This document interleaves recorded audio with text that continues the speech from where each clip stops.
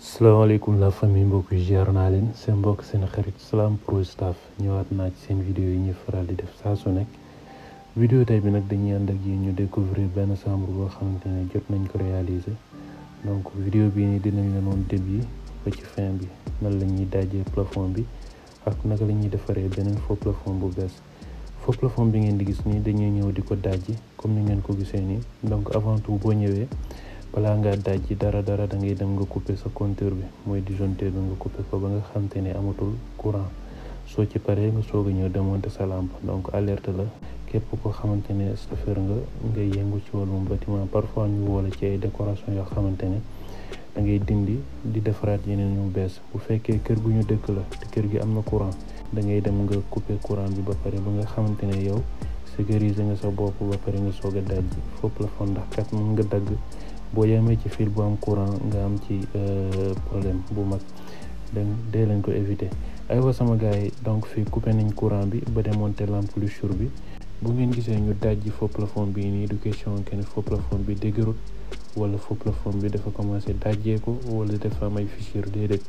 juste rek faux plafond bi dafa xaw a ancien dafa xaw a yàggu tuuti ndax ba ñu yegsee borom kër gi daf ñu ne minimum faux plafond bi war na mën a am 20 ans foofu noonu donc xaw na di yàgg tuuti te aussi faux plafond yu njëkk yi bokkut ak faux plafond yu nouveau yi léegi ndax faux plafond yu njëkk yi su ngeen seetloo lépp ay dessin lay doon décoration dessin ak corniche en même temps du am spot du am cordon du am dara lampe lustre bi donc lay mën a am moo tax képp koo xamante ne yaa ngi yor sa bâtiment wala sa chantier li ma lay conseil comme conseil del defar décoration yu nouveau yi décoration yu moderne yi mooy tax nga mën a diire ak moom kon sinon même boo defaree décoration yu mel nii doo yàgg ak moom da nga koy bëgg a dindi di ko changer du yàgg dara nga changer ko aywa sama gars yi comme ni ngeen ko gisee ni fii faux plafond bi ñu fi fekk dafa amoon hauteur bu bëri li ñu wàccee woon faux plafond bi diggante dal bi ak faux plafond bi fu mu yemoon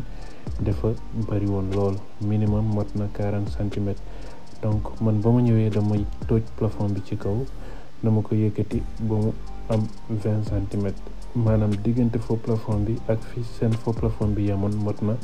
20 centimètres donc amaat naa 20 centimètres de plus boo xamante ne hauteur lay doon dafay gën a kawe par rapport ak fi mu nekkoon te faux plafond nu mu gën di siggee rek muy gën a rafet faux plafond nu mu gën di siggee rek mu gën a nice donc képp koo xamante ne yaa ngi tabax nga toll ci tabax te kuuleegoo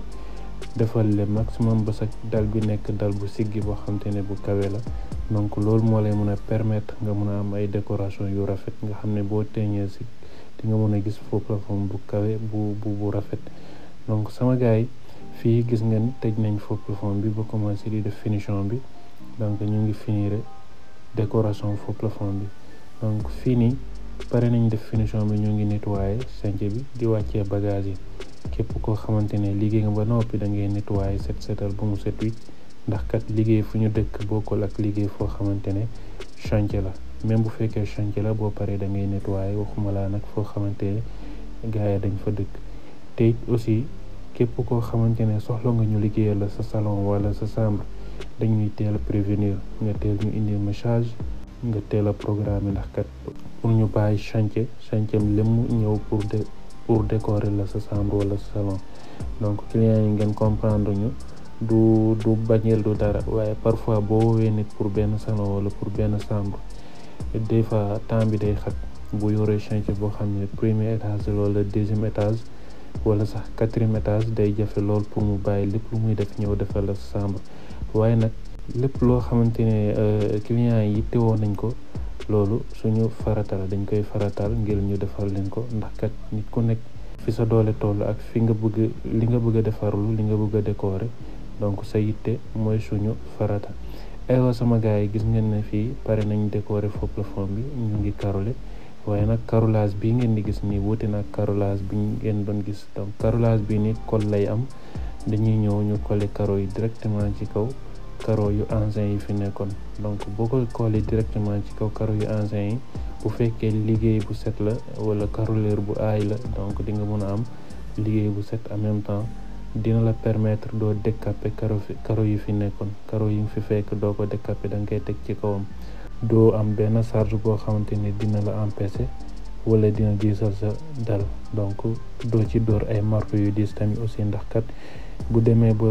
bâtiment bi màgget wala même bâtiment bu bees sax soxla woo di ci dóor ay marteau yu diis, ndax bu yàggee daf lay créer ak ay fissure ak bâtiment boo xamante ne bu bees la wala bu ancien la. Donc loolu baaxul ci bâtiment bi. Donc décoration bi moo nekk nii, léegi gis nga ko nu mu simple te rafet. Aywa sama gars yi, ma bàyyi leen ngeen suivre vidéo bi seetaan ko. Toujours may fàttali sama mbokk clients yi, képp koo xamante ne soxla nga ñu teel ñu prévenir, teel ñu bàyyil message,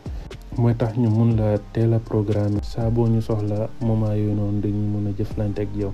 Parce que léeg-léeg nga gis koo xamante ne daf lay bëgg a woo tey nga bàyyi lépp loo doon def nga ñëw liggéeyal ko. loolu du demee noonu, dafay jafe loolu, parce que parfois dañuy nekk ci